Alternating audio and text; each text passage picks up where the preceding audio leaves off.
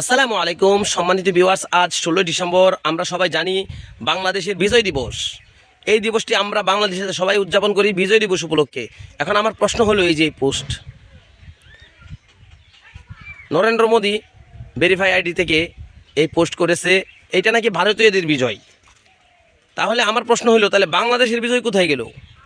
তাহলে কি এতদিন আমরা ভুল জানতাম? আপনারা একটু জানিয়ে যাবেন, যারা অভিজ্ঞ গুণীজন অনেক সুশীল ব্যক্তিরা আছেন, একটু জানাবেন, আমার প্রশ্নের জবাবটা দেওয়ার চেষ্টা করবেন। আর শুনেছি যে পাকিস্তানের হানাদার বাহিনীরা নাকি একটি আত্মসমর্পণ দলিল দিয়েছে। সেই দলিলটি কার হাতে আছে? এটা কি বাংলাদেশের আন্ডারে আছে নাকি অন্য কোনো দেশের আন্ডারে আছে? সেটিও জানাবেন।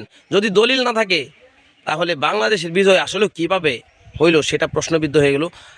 আর এই পোস্ট দেখার পরে আমার যত জায়গা আমার বিজয় দিবস উপলক্ষে ভিডিও ছিল, এগুলো আমি আস্তে আস্তে সরিয়ে নিয়েছি। কোথাও যদি থাকে আস্তে আস্তে আমার নজরে পড়লে সেগুলো সরাবো।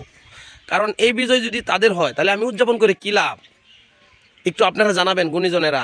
আর এখানে আসলে কি বুঝিয়েছে সেটাও আমাকে জানাবেন। আমি তো এই পোস্ট দেখার সাথে সাথে চিন্তিত হয়ে গেলাম যে আমি কি এতদিন ভুল পথে ছিলাম নাকি রাইট পথে ছিলাম। আমিও তো বিজয় দিবস উদযাপন করেছি। তো জানাবেন অভিজ্ঞ সকল মুক্তিযোদ্ধারা, আপনারাও আমাকে জানাবেন আসলে কাহিনীটা কি।